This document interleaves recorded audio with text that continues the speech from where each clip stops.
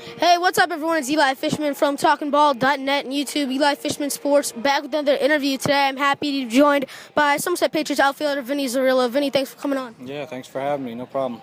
Pleasure having you on the show.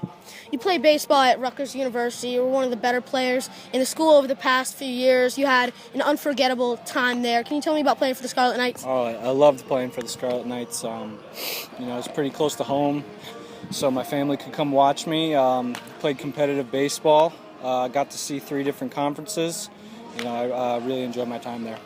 In 2013, it was probably your best season. You had a killer year. You won the batting title. You hit .407. Can you tell me about your killer year? Yeah, that year kind of started off hot right from the get-go. Tried to put together good at-bats the whole season. Ended up winning the batting conference hitting title. It was a lot of fun. I was feeling really good that year. That year, you also made an all-tournament team, went all-state and all-conference. What was it like to see these honors online and coming into you? No, it was good to have my year recognized. I think the coaches vote on that, and I had a pretty solid year, so it was nice to get some recognition. You came for open tryouts here. You spent time in batting practice with the Somerset Patriots, and then after open tryouts, you were signed. What was the feeling for you when you were offered a contract by a pro team? Yeah, it was a great feeling. It's funny how things work. Everyone says it's all about being in the right spot at the right time, and that honestly was the case for me. I came and worked out. I had a pretty good workout, but didn't make the team right away. Got a call actually from Brett a week later that had the center fielder go down with an injury. So he gave me a call, and I ended up coming in playing for about a month last year. So it was a great feeling to be signed here. So you made your debut, a game that I was at, against the Southern Maryland Blue Crabs. In Game 2 of doubleheader, you came against Justin Berg, a former Chicago Cub. What was it like to step onto the field at TD Bank Ballpark for the first time in a game? It all happened so fast. I remember it being at the end of the game. I think it was the 9th inning, and Brett told me to get my batting gloves on, and I was going to get an at-bat. I think I only saw 2 pitches, but I hit a pretty solid line drive to left field. It was an out, but I was pretty happy because I made solid contact, put a good swing on it.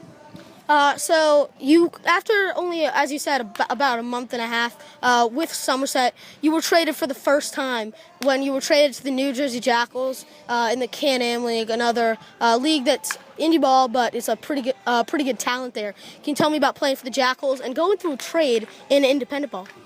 Yeah, it was kind of a situation where at the time the Jackals were going to be a better fit for me. It was going to give me a chance to be more of an everyday player. And I pretty much finished up with them pretty much starting every game. Got a good amount of at-bats in there and, contributed pretty well for them. And, I just, at the time, I wanted to be somewhere where I would have a chance to play every day, and Brett gave me the opportunity to be traded there, so I was grateful for that. So obviously you're back with the Somerset Patriots. A little under a month into the season, you came back and you signed with Somerset. And a few weeks later, you got your first home run. Right over here, it was a close call, but it wasn't just any home run. It was a 3-run walk-off home run in the 9th inning. What was your reaction when the umpire said, fair ball, that's a home run? Well, I knew I hit it pretty good. I didn't have a chance to really watch it because I didn't think it was going out. I was trying to just get on second base for a double, and it kept carrying, and I saw the umpires call it signal home run. And, I've never hit a walk-off home run like that, so it was a pretty good feeling. I got mobbed at home plate. I was just happy I gave us a chance to win there. So, as I said, the first pitcher you ever faced was Justin Berg. He played for the Chicago Cubs. You've hit your first home run off a 9-year MLB veteran, Jose Veras, and you've gotten to face many other former major leaguers, even though you're in indie ball.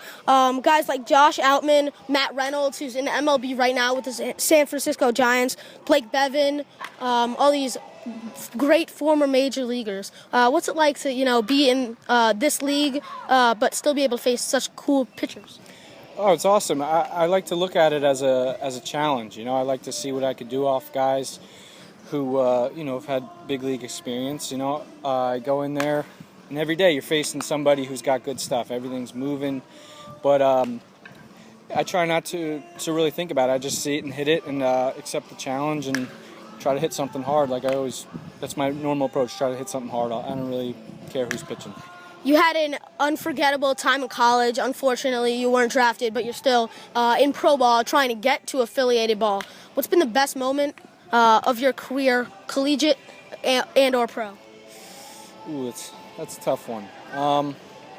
Obviously not getting drafted, big moment for me was signing here to have a chance to further my career. To walk off, my first, I think it was my first walk off ever.